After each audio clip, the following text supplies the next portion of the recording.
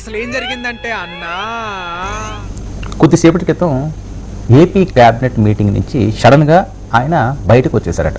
ఒక్కసారిగా ఎవరికి ఏం అర్థం కాలేదని. ఎందుకంటే ఎవరైతే వాళ్ళ సెక్యూరిటీ ఉన్నదో వాళ్ళకి కూడా చెప్పకుండా సడన్గా ఆయన కారు ఎక్కి బయలుదేరిపోయారు. అసలు ఏం జరిగింది?